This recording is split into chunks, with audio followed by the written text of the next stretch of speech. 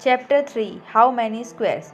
इस चैप्टर में हम स्क्वायर्स के बारे में पढ़ेंगे और चीज़ों को किस तरीके से हम मेज़र कर सकते हैं by the help of this square, वो हम सीखेंगे, है ना। तो एज रिवीजन हम इसको फिर से एक बार देख लेते हैं।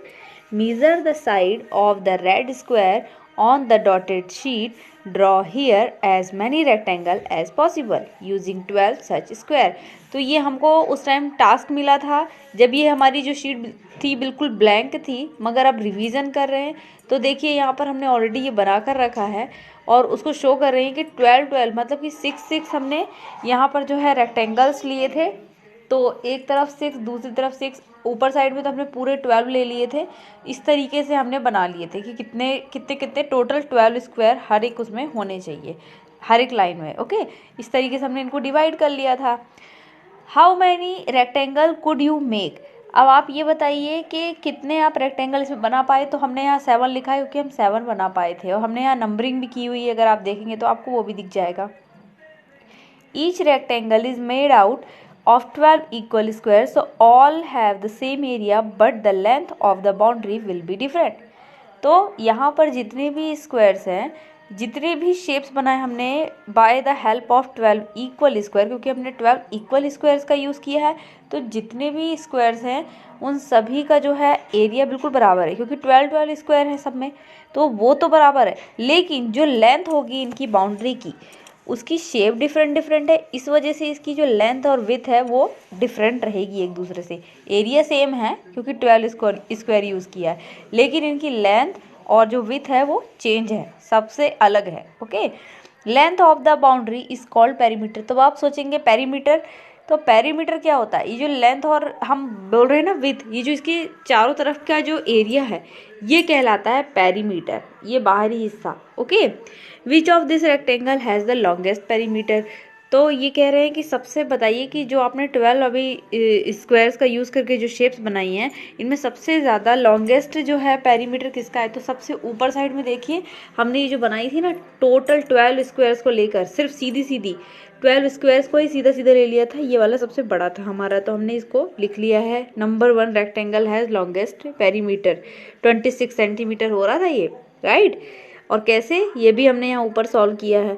Which of this rectangle has the smallest perimeter, और सबसे छोटा जो पेरीमीटर है वो कौन सा बन रहा है, वो है 16 सेंटीमीटर का, राइट, वो भी यहाँ पे लिखा हुआ है। Okay, major stamp 3 multiplied with 6। तो देखिए सबसे ऊपर वाला जो था इसका मैंने यहाँ पे पहले से ही सब कुछ ये सॉल्व है, क्योंकि हम ये रिवीजन कर रहे हैं इसलिए पहले से ही सॉल्व है।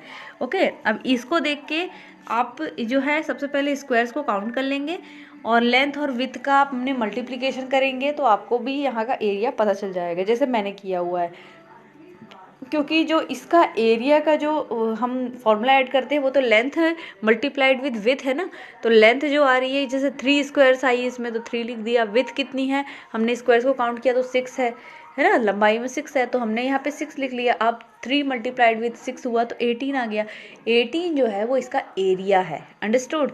मतलब टोटल आप स्क्वायर्स को भी काउंट कर सकते हैं, लेकिन हमारा ये फॉर्मूला दिया हुआ है लेंथ मल्टीप्लाइड विथ, तो हमने उसको मल्टीप्लिकेशन किया तो हमें आंसर मिल गया इसका।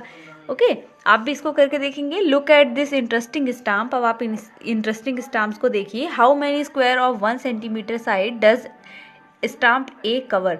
अब आप ये बताइए कि जो सबसे पहला वाला जो स्क्वायर है इसने कितने जो है स्क्वायर्स को कवर करके रखा है। तो हमने यहाँ पे देखिए 3 मल्टीप्लाइड विथ 6 करके ये एरिया ही निकाला था। टोटल कितने स्क्वायर्स इसने कवर कर रखे हैं, 18 स्क्वायर्स, तो हमने यहाँ लिख लिया था 18 स्क्वायर्स।